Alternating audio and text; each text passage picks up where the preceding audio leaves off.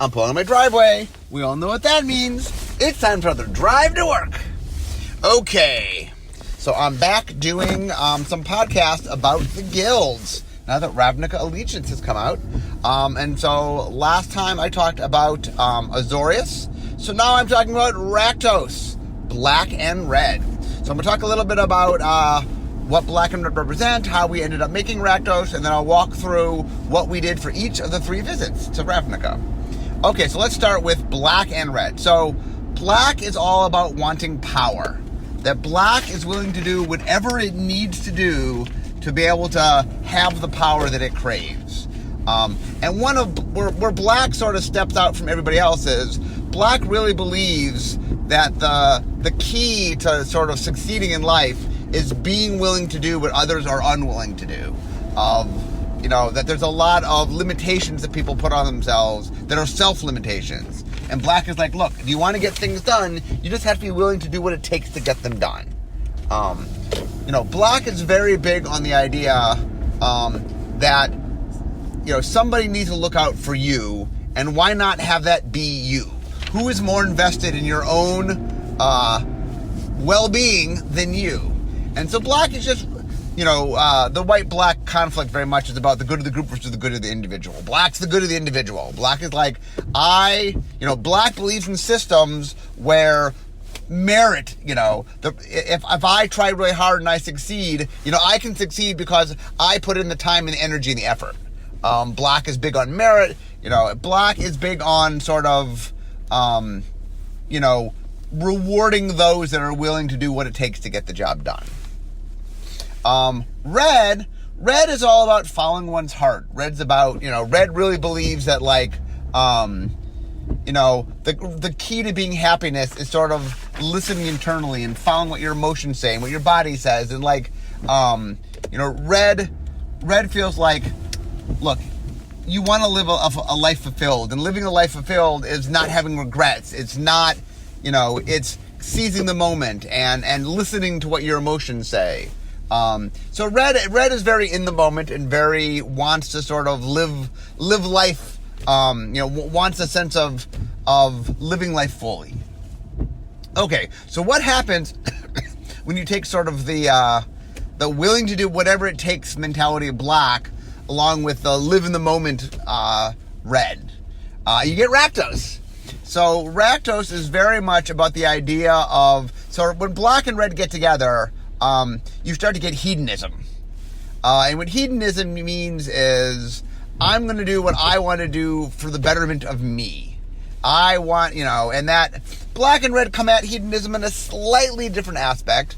Black is a little more about the selfish part of it, and red's a little bit more about, living in the moment part of it. But you get them together, and black red's very hedonistic. It's very like, I'm going to do what I want to do now. I'm going to live in the moment. I'm going to, and we knew that when we wanted to get black and red together, we wanted to capture the sense of,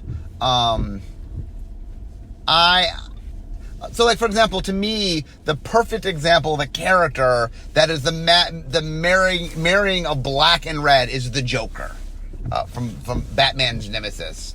Because the Joker very much wants to sort of, make things happen and do what he wants to do, but there's a chaotic element to him. And red's chaotic element also gets played up quite a bit when black and red get together. Because you see a little bit of black's sort of, what red does is makes black play into the things that black enjoys a little more. That black naturally has a state of being a bit disruptive and doing things that are on the more violent side. And black by itself has a little bit more restraint. You sometimes see the side that leans toward blue that shows some sense of restraint. But when black gets together with red, there's no restraint. So the idea that we really liked for Rakdos was, it was the guild that's about doing what you want to do in the moment, and doing whatever it takes to get rid of things in your way. So one of the things mechanically, like one of the things we always have to keep in mind is not just sort of philosophically where do they overlap, but where do the mechanics overlap. So when black and red get together, black and red are the two colors with the most removal. or the most efficient removal. Actually, the highest amount of removal and the most efficient removal. Black is number 1 in creature killing. Red's number 1 in direct damage. A lot of black and red is sort of like, I'm going to play my creatures, and then I'm just going to blow up everything in their way, If you look at something like red-white, Boros, that's a little more like, I'm just going to have so many creatures spilling out so fast that you're going to have trouble dealing with them. Where something like Gruul is a little more like, I'm going to ramp up and make bigger and bigger creatures, you're going to have trouble dealing with them. Black-red is more like, I'm not going to have as many threats as Boros or as big a threats as Gruul, but I'm going to have more answers, meaning I'm going to make it harder for you to deal with the creatures I do have. Now, one of the tricky things about Rakdos is some of the guilds have a very clean, definitive part of the game state. For example, the Golgari revolves around the graveyard, so there's an area of play. Boros revolves around the attacking, the combat. Simic very much plays around with +1/+1 counters. There's different guilds that have different areas and spaces that they've carved out where there's a real mechanical space it's latched onto. The problem with Rakdos is Rakdos doesn't have a clean and clear part of the game that it's playing around with, It's more an attitude, and that's why Rakdos has been a little bit tricky in that part of what we want with Rakdos is there's a feeling when you play that we like. That there is a recklessness and a willing to do what it takes sort of quality to Rakdos. One of the things we always joked is that Rakdos throws the best parties. Like, if you want to get invited to a pretty exciting party, you want to go to the Rakdos parties. Now, not everyone survives every Rakdos party. You can get injured there, but it's fun. They pull out of the stops. And the thing that with Rakdos we really played up is the idea that they are willing to, take big risks. So that's another thing that we played around with Rakdos is the idea that of all the guilds, they're the most willing to take the risks because black is the color that is willing to sort of do what it takes to get the job done, and red's the color willing to sort of play a little bit into chaos. And so you get them together, and you really have this guild that, like, okay, I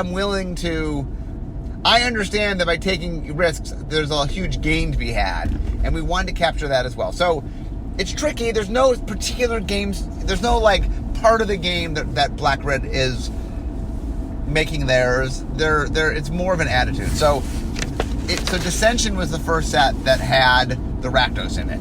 I talked about last time in my Azorius podcast that Rakdos and Azorius have actually always been together.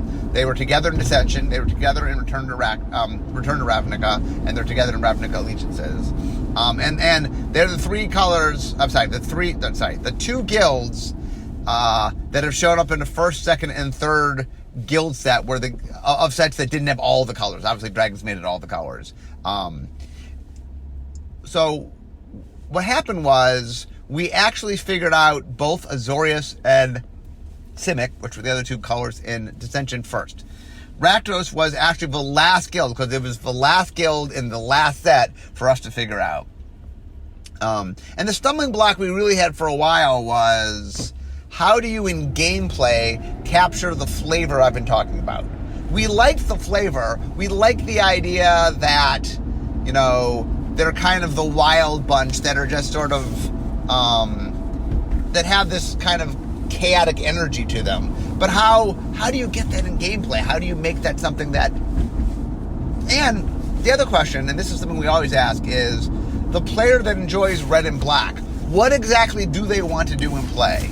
And eventually what we came to is, what if we could inspire in gameplay that same attitude of kind of live in the moment, do what it needs to take risks, and go big, so what we decided was, what if we made black and red, we encouraged them to play in a game style that made them sort of use their resources, that they didn't wait to do things, they sort of acted in the moment. And so we came up with Hellbent. So Hellbent was an ability word that said, as long as you have no cards in hand, ... something is true. And so Hellbent could go on spells, it could go on creatures. basically it said, okay, look, if you've been playing all your cards when you can play them, we'll reward you. And the idea was, okay, well, if we sort of say to the Rakdos player, look, just play all your cards. Don't wait. Don't hold back. Just play all your cards.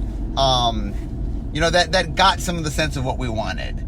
That we wanted that Rakdos was the color combination that wasn't holding back. And so we liked that Hellbent was this interesting way to sort of encourage Black-Red to do something a little bit different. So we made it now. That one interesting thing about Rakdos in Dissension was there was no overlap within that expansion. That the two other guilds were Azorius, white-blue, and Simic, blue-green. In fact, the only overlap in the small set in Dissension was in blue, obviously, between Azorius and Simic.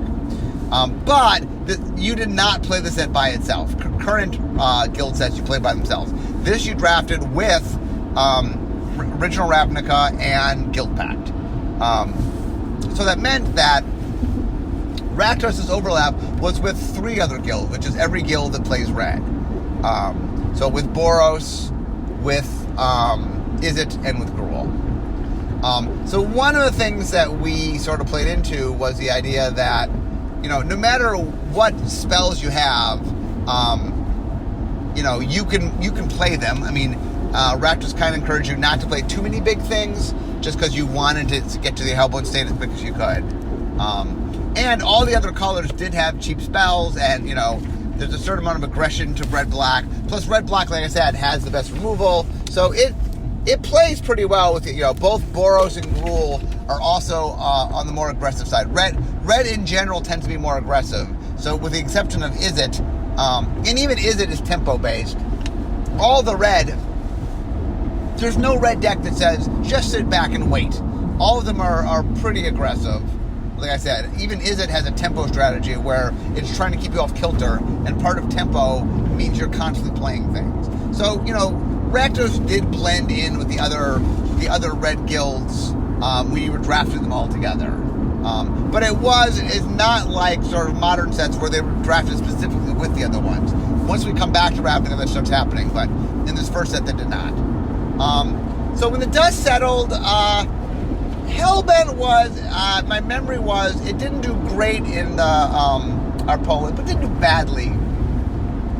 Kind of the middle. I think there were a lot of Black-Red players that did enjoy the idea of having the license to play a little bit recklessly. Normally, sort of, you're taught strategically in Magic that you don't want to empty your hand. And it's kind of neat sometimes to take something that people kind of want to do, and then mechanically encourage them so it's the right thing to do. That's one of the cool things I think about Magic is when you say, hey, I know you like doing this, now I'm going to give a reason to do it. I talk a lot about, back in Onslaught, the way I sold Bill on doing Tribal was, look, players want to do this anyway. They're doing it and it's not good. Let's make them want to do it. Let's encourage them to do it. And the idea of being reckless and playing all the cards in your hand, it's kind of fun. It's kind of fun to not have to hold back. When the dust settled, I think that R&D's take on it is that if we had to do it all over again, we would have made what R&D now calls Heckbent as opposed to Hellbent, which is all but one card. Black and red do have a lot of, destructive cards and things that are actually, it's interesting to be able to hold some of it back. So I think in retrospect, when we revisit these themes, we now do Heckbent in that it plays better to say, well, get rid of most of your cards, but let them keep one.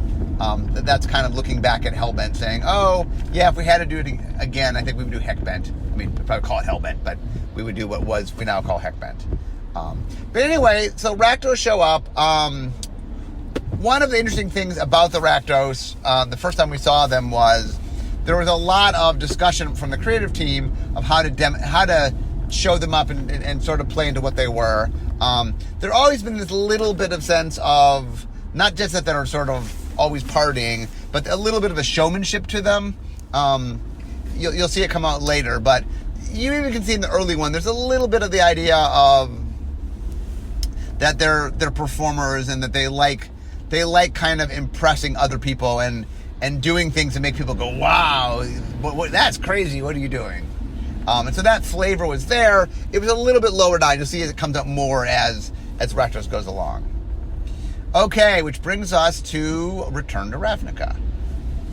Okay, so we had done Hellbent. And like I said, we liked the general sense of the tone we were going for. But we felt the gameplay wasn't quite where we wanted it.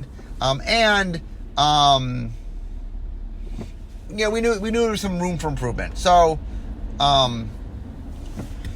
we spent some time trying to figure out how do we liked the idea that you took risks, but this time we said, okay, well, what if we make a mechanic that there's a risk built into the mechanic, but you opt into making choices, and that way you have the option of being risky, but you have the option of not being risky. And we thought it was kind of cool where we thought the idea that giving you a chance where you opt into being risky felt Rakdos. So like what we tried with Hellbent was sort of like we kind of forced you to be risky, and we're like, okay, well, let's try a mechanic this time where you can be risky, but you opt into being risky, and that way it's sort of like you're choosing to be risky. That felt Rakdos to us. So the mechanic we came up with was Unleash. So Unleash is you may have this creature enter the battlefield with a +1/+1 counter on it. It can't block as long as it has a +1/+1 counter on it. So the idea here was creature with Unleash could be bigger, but if you made them bigger, you were committing to aggression. Because if they had a +1/+1 counter on them, they couldn't block. And this was, it was a different take. Like I said, one of the things about some of the guilds is some of them are so tied to mechanical component that it's much easier to structure. Because Rakdos is based on a feel, it's more of, we want to sort of capture this. And Unleash was a definitely interesting experiment where we sort of said, okay, look, you can opt in. The mechanic was kind of like, there's an upside that comes with a downside. You choose whether you want both the upside and the downside. The other thing it did is we liked the idea that Rakdos is more offensive than defensive. But this allowed you to be defensive if you wanted. Hellbent at times really, it was so forcing you to empty your hand that it made it harder for you to play defensive. One of the reasons we kind of like the idea of Heckbent. But this time it's like, okay, if you're behind, if you need your creatures to block, you can. We're not forcing you to do this. But it does say, hey, if you have any opportunity to be aggressive, this mechanic sort of pushes you toward aggression. So it lets you be defensive if you needed to be, but it definitely encouraged aggression, and we liked that. We thought that was kind of fun. So Unleash did not do, my memory from it is it did worse than Hellbent did. And the reason was that opting in to a negative ability, always, even if it comes with a positive ability, because usually if you're opting in, there's some reason to do it. Sort of giving drawbacks to yourself, not super popular. We've learned this over the years, that players in general like more upside and less downside. I don't know, there's a couple interesting questions here. One is,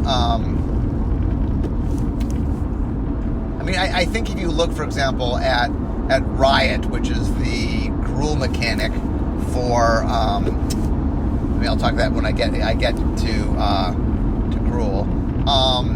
But the interesting thing about it is you can see us using Unleash technology, but in a slightly different way, which is rather than upside and downside or nothing, it's upside. Which upside do you want? Now, the downside of one choice is you don't get the upside of the other, but it just psychologically is like, oh, you get an upside, you choose which one. It's just a little happier for people than you can choose if you want an upside, but if you choose an upside, you must take a downside, is not quite as compelling. Okay, so Rakdos in Return to Ravnica had Izzet on one side, So that was the red overlap, and had Golgari on the other side. That was the black overlap. So one of the things we had to do is Izzet had overload. So overload was a mechanic where you could hit one target, or you could pay an additional cost and hit all legal targets. And the stuff we put in red, we just made sure that it had a more aggressive quality to it. It definitely had a bunch of like, do damage to one thing or everything, or like one of my opponent's creatures or all of my opponent's creatures. It definitely had a little bit of. We made sure that the red overload cards were the kind of things that Rakdos might want to play. And then Scavenge was about taking creatures out of the graveyard and putting +1/+1 counters on them. There's a little bit of anti-synergy going on in that +1/+1 counters on Unleashed creatures kept you from blocking with them. So if you had put out a creature and didn't put a counter on it because you wanted to block with it, it then meant you couldn't scavenge onto that creature.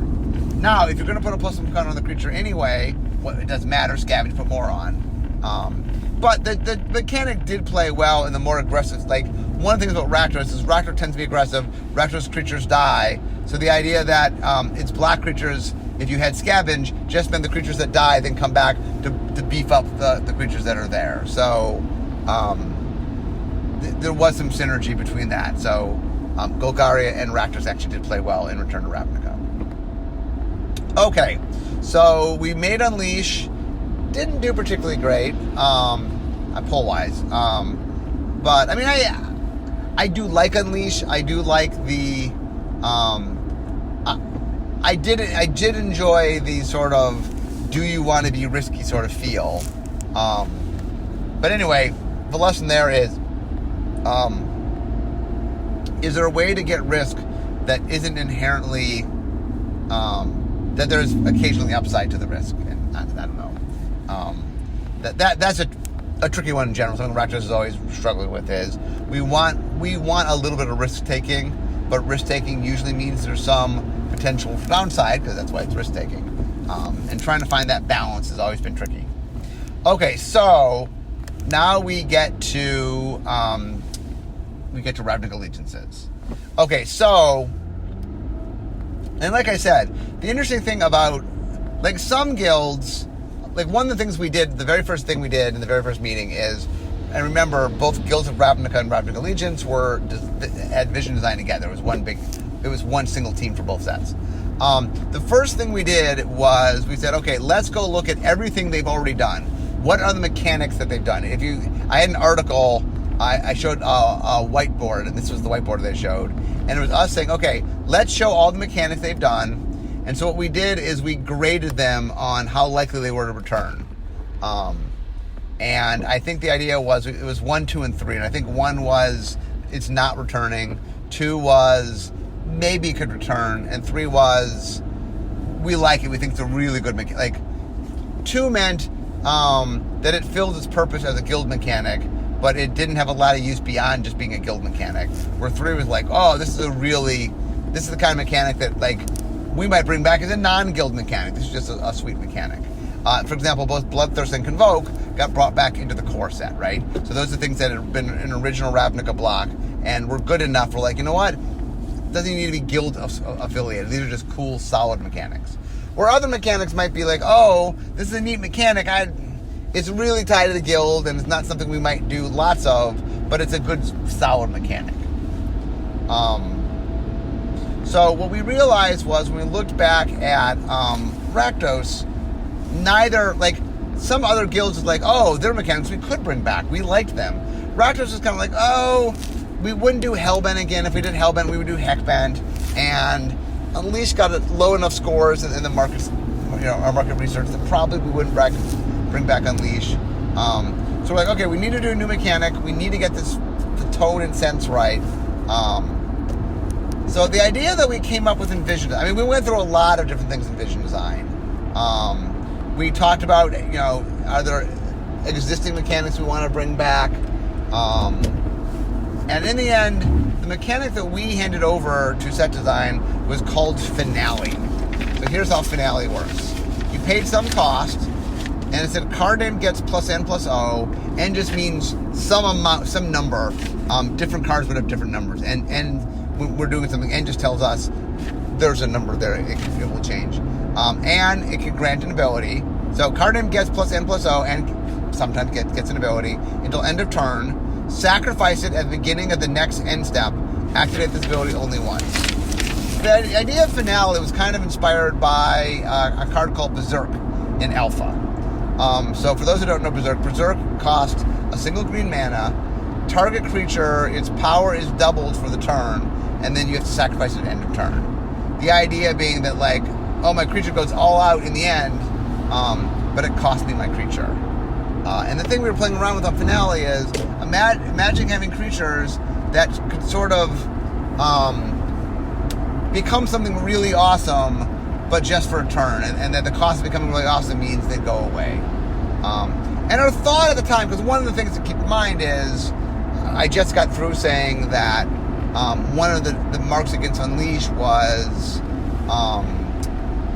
that you had the upside came with a downside. Well, losing your creature is a big downside.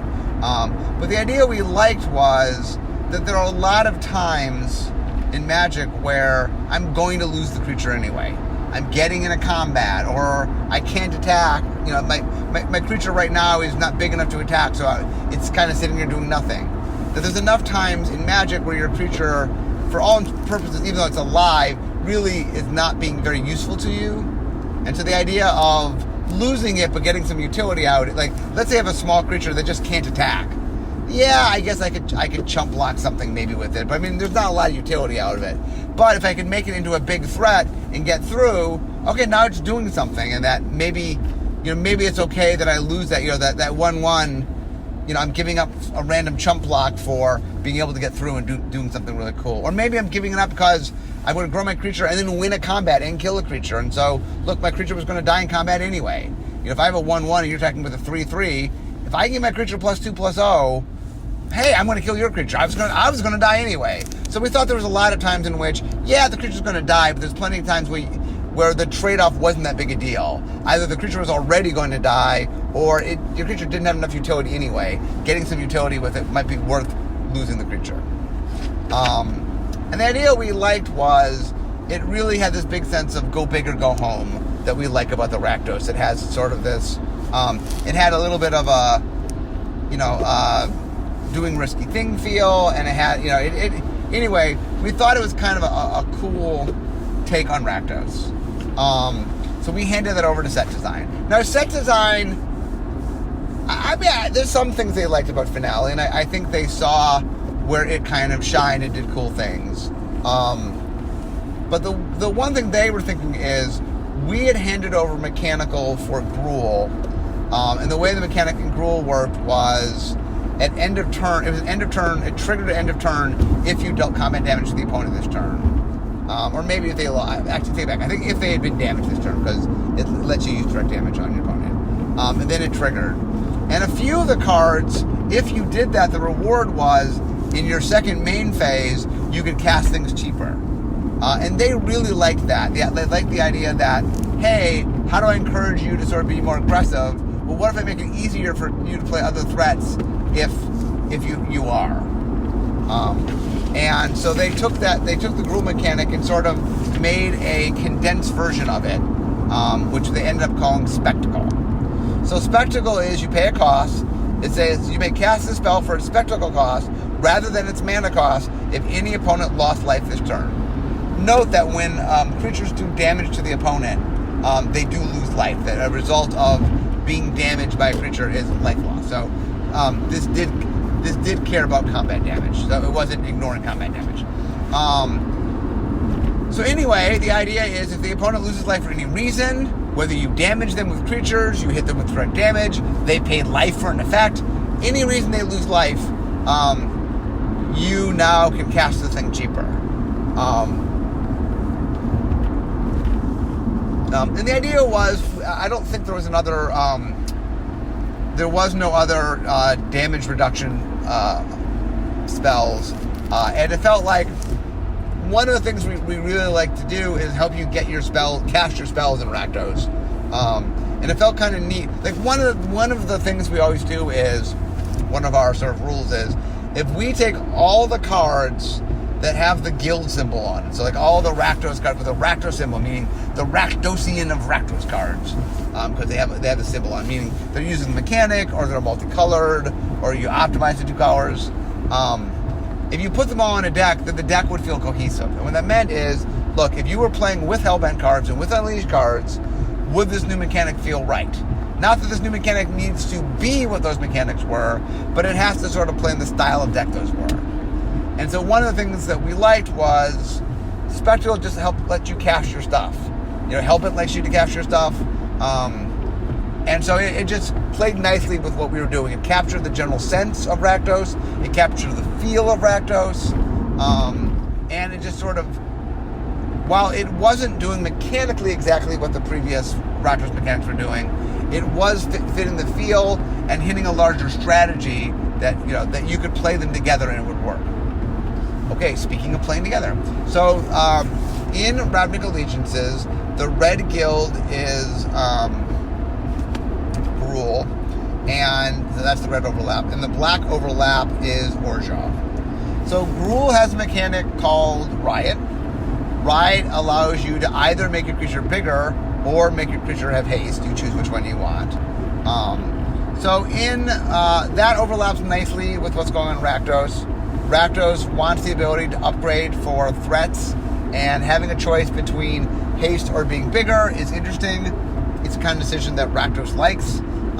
And both Rakdos and Gruul tend to have more aggro type strategies. But like I said, the biggest difference between the two is having access to green means that Gruul has a little bit of access to mana, or more access to mana ramp, and more access to larger efficiently costed creatures.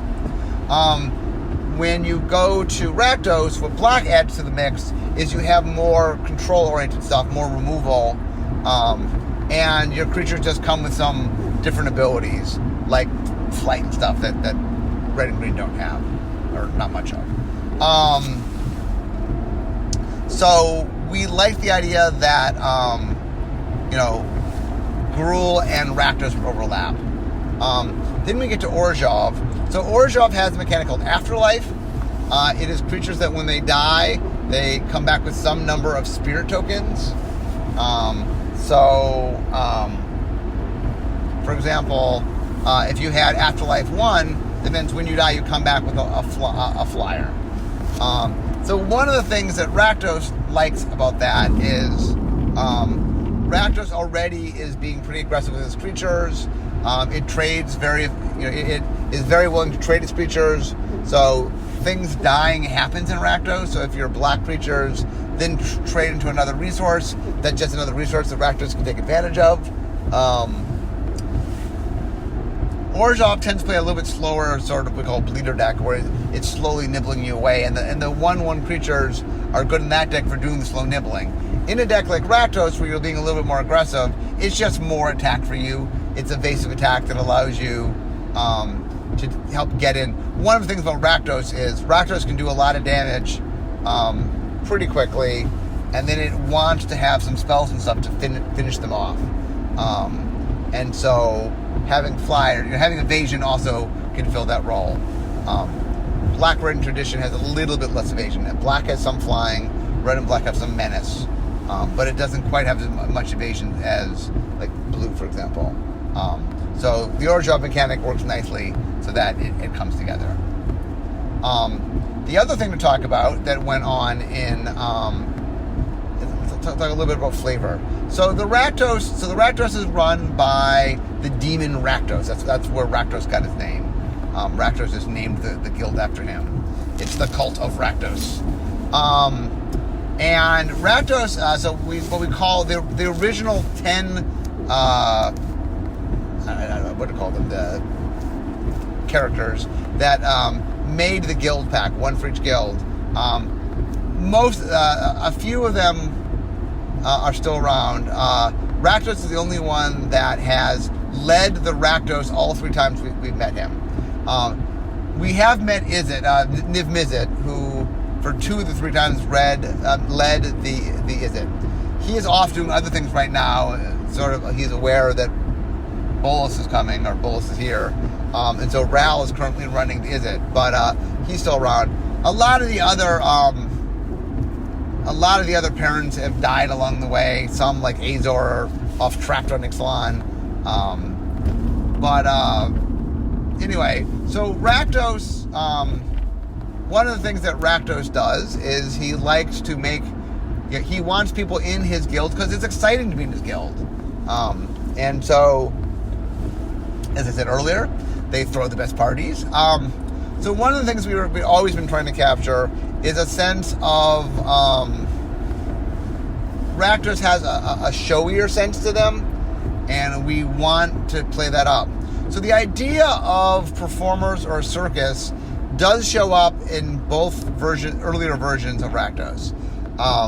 The idea of a little sense of that performer sense, or the dark circus sort of feel, that is there.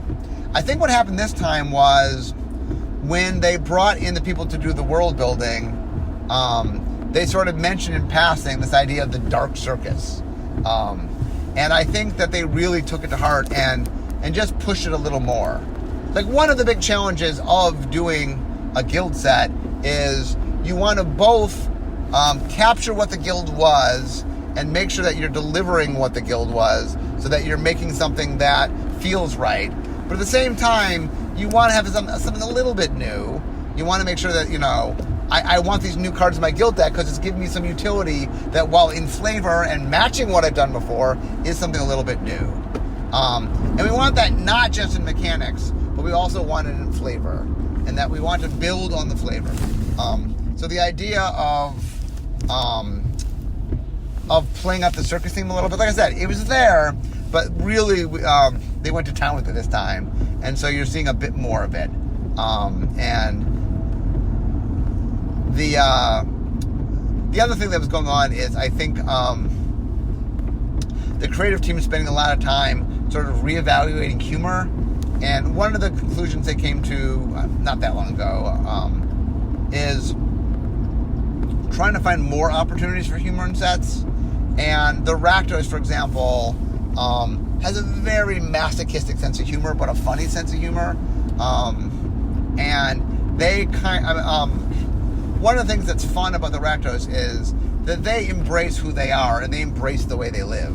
It is not as if they don't understand that what they're doing is dangerous and risky. They fully embrace that. And that part of the humor of them it's a very dark, twisted humor. And so it has become popular with the player base. Because our player base, some of them, very much approve of dark, twisted humor.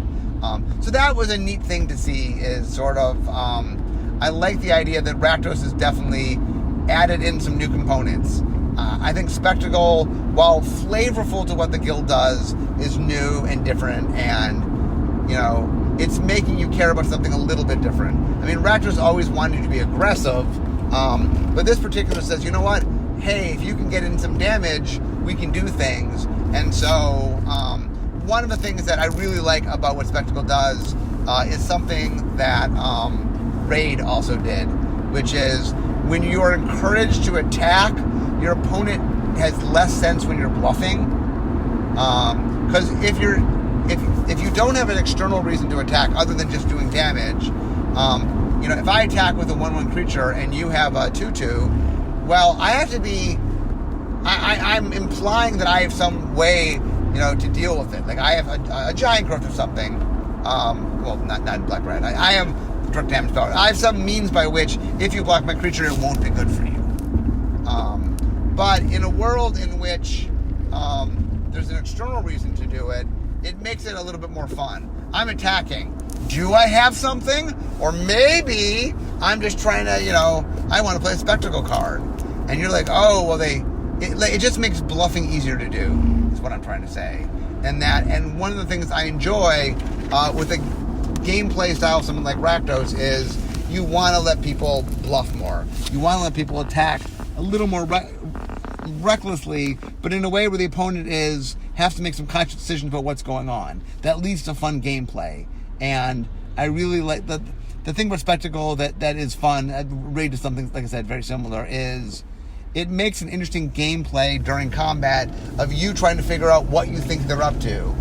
And then, for the Rakdos player, there's a lot of joy in knowing what you know, but knowing the opponent doesn't know, and that there's a little bit of what I'll call, delicious pain in having fun of, your opponent's ignorance is somewhat hard for them, and you enjoying that. So there's a little bit of a masochistic streak, I think, in Spectacle that makes playing it sort of from a mindset have a little bit of a Rakdos feel. And that, once again, one of the things, like I said, that is very unique about Rakdos for some other guilds is that all the guilds have an emotion. Like, I'm big on emotional response. Okay, I'm playing the guild. How do I want to feel? But Rakdos is one of the few guilds that its sort of mechanical identity is shaped around its emotional resonance in the game choices it makes. You know what I'm saying? It is not doing the same thing every time. If you look at its mechanics at Hellbent, Unleash, and Spectacle, they play together well. They have a similar sort of mindset to them, but they're not the same thing. Hellbent says, I want to play spells out of my hand. Unleashed says, I want to commit to aggression. And Spectacle says, I kind of want to get in there and do damage. Now, those aren't isolated things. They click together. They actually play well together by design. But they are making you do slightly different things. And the combination of all of them is a very delicious sense of, like, one of the fun things about playing Rakdos should be, you, the player playing it, should be having fun. For example, it's not that you can't have fun playing any guild, but for example, the Azorius is a lot more serious.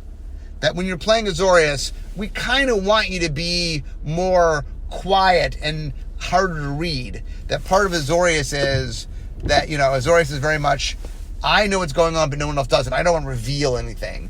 And so the Azorius play style, which tends to be more slow and controlling, plays into that mental mindset that you want for the Azorius. But that is a little less openly fun, if you will. There's people who love control and like Azorius, and they have fun playing it. I'm not talking about enjoying it. What I mean is that there's an attitude that when you play Rakdos, that it encourages you to be a little more out there, a little bit in your face. You kind of want to trash talk. It's definitely a guild where it encourages you to be a little more bold in your choices and have fun with it. And that's one of the things that, like I said, I really enjoy that when we can do with the guilds correctly is I want you, in the act of playing the guild, of making mechanical choices, feel the way the guild feels. And while Rakdos has definitely been all over the map as far as, it's probably the guild, or one of the guilds, that's had the most stretch on the kinds of mechanics we've made, the one thing that I do like that unifies them is the general sense of how you play and what you're doing is a fun, like when I play Rakdos, I like one of the things I want you to do, the player, is I want you to get in the mindset of the guild when you're playing the guild. And I want you to sort of say, like, there's a little bit of role-playing that can go in there that I think is kind of fun. That when you're playing Rakdos, that the cards all sort of hint at, and the flavor text, and the names, and the art, all hint at the nature, the showmanship of the Rakdos. And on some level, when you play, you are putting on a show, and that you are kind of encouraged as a player to really get into it and have fun and play on the fact that you know things your opponent doesn't know, you know what I'm saying? And I really enjoyed that. I think Rakdos is a lot of fun to play, especially if you're more inclined to have that sort of play. So anyway, I'm driving up to work right now, so I hope, like, one of the things I want you to get when I'm doing these different guild podcasts is that each guild has its own challenge. No guild is easy. Each guild has elements that are easier and harder. And the true challenge of the Rakdos guild is that it is the guild most sort of held together by attitude, and that is very tricky when designing. It's fun, it's cool when it works out, it's a neat thing, but it's a lot easier to say, I know it revolves around this mechanical thing, at least I know where I'm looking. Rakdos makes you look a little wider and harder to find its mechanics, and Obviously, I enjoy the challenge of doing this. That's why I'm a designer. But it's a different kind of challenge. And part of me doing this podcast is making you understand, what exactly those challenges are. But anyway, I am now at work. So we all know what that means. It means at the end of my drive to work. So instead of talking magic, it's time for me to be making magic. I'll see you guys all next time. Bye-bye.